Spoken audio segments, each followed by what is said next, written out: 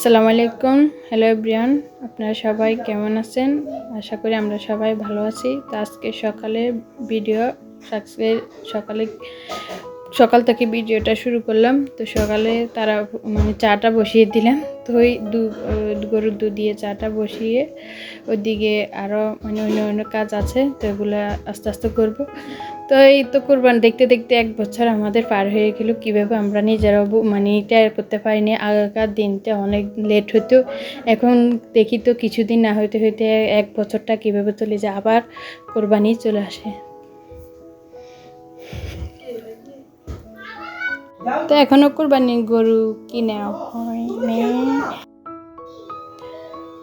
তো গরু এখনও কিনে হয়নি আমাদের। দেখে আমরা প্রতিবার 2 জনে মিলে একটা ভাগে দিই। তো এবার একটু সমস্যা, টাকা পয়সা নিয়ে, তো একটু ভাবলাম এবার ভাগে চলে যায়। তারপরেও ভাগে এখন ছোটোখাটো গরু পাওয়া যায় না। তাই বাজেটটা ছিল 40-এর ভিতরে, দেখি পারা যায় না হলে আর একটু কিছুটা বাড়াতে হবে।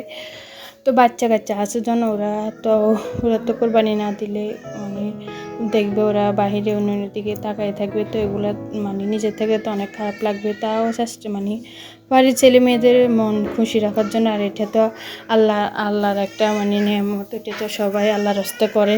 তো যার যতটুকু সামর্থ্য আছে ততটুকু চেষ্টা করার জন্য।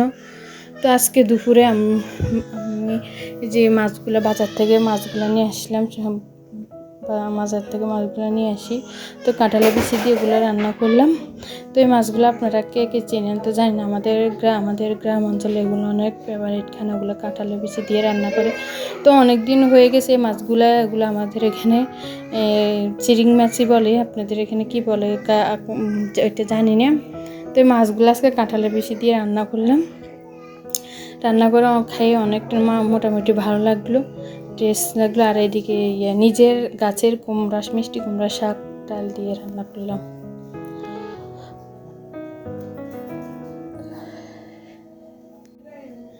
তো ওই নিজে একটা দুই তিনটে বিচি কুমড়ার বিচি একটু বড় মধ্যে বস্তার মধ্যে বিচিগুলো ফালাইছি। তো ওইখান থেকে মিষ্টি কুমড়ার চারাগুলো উঠছিল। তো আমি আস্তে আস্তে ভাবে যত্ন করি। তো 2-3টা গাছ হয়েছে, তো ওগুলো মোটামুটি খাওয়ার উপযোগী হয়েছে। তো আমি পাতাগুলা কেটে নিজের গাছের ওইটা আলাদা মজা, আলাদা একটা টেস্ট। তো বেশি পারিনি, অল্প একটু শাক নিয়ে কাটিয়ে তো ডাল দিয়ে রান্না করলাম, অনেক ভালো লাগলো। খেয়ে দেখলাম যে অনেক সুস্বাদু লাগলো। কিন্তু আমরা তো কিনে খাই, কিন্তু ওগুলো আমারই তেমন একদম ফানি থাকে, ফসকা কিনে মিষ্টি কুমড়া শাকগুলো। তো এটা আমার গাছের ফেভারিট। তো খুবই ভালো লাগলো। তো আপনারা ভালো থাকেন, আমার পুরো ভিডিওটা দেখবেন। ভিডিওটা দেখে যদি ভালো লাগে একটা লাইক কমেন্ট সাবস্ক্রাইব করে দিবেন। তো আজকে দুপুরের খাওয়া দাওয়া ছিল আমাদের সুরমা মাছ, তারপরে কাঁকরোল ভাজা। আর ওইদিকে আবার আজকে কী শাক রান্না করলাম, এটা নালতা শাক ডাল দিয়ে। তো এদিকে আরও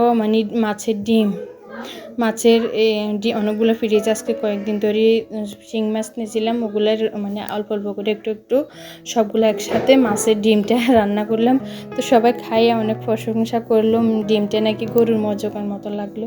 সবাই খালো, বাচ্চারা খালো, আমি নিজেও খেলাম, আমার ছোটো বোন আছে ও খেয়ে আপু ওগুলো অনেক টেস্টি, আমি ভালো হয়েছে। তো ছোটো বাচ্চারা এই ধরনের খানা খুবই পছন্দ করে, কাঁটা চারা যে খানা আছে ওগুলো বাচ্চারা খুবই পছন্দ করে। তো তাই চেষ্টা করি বাচ্চাদেরকে কিছু ভালো খাওয়ার জন্য, ওরা যেন খেয়ে যেন খুব শান্তি পায়। তো ওরা তো মাছ বেছে দেওয়া ছাড়া খেতে পারে না, ওদের জন্য ডিমটা আজকে খুবই ফেভারিট হলো, ওরা খাইয়ে খুব প্রশংসা করলো। তো আপনারা ভালো থাকেন, সুস্থ থাকেন, আপনাদের সাথে আরও অনেক কিছু নতুন ভিডিও নিয়ে আসবো। আপনারা আমার পাশে থাকেন, সবসময় ভিডিওটা দেখবেন। তো আমি তেমনভাবে গুছিয়ে কথা বলতে পারি না, তো আপনাদেরকে দেওয়ার চেষ্টা করি। যদি ভালো লাগে দেখবেন, আর সবসময় আমার পুরো ভিডিওটা দেখবেন।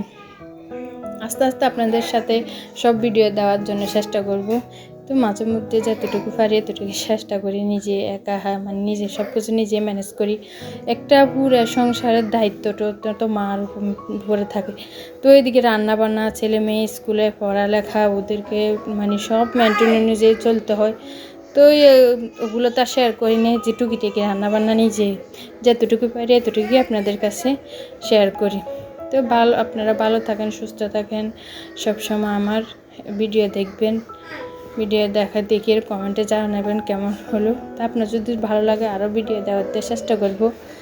তো এই তো এখন আমাদের তো মানে সামনে কোরবানি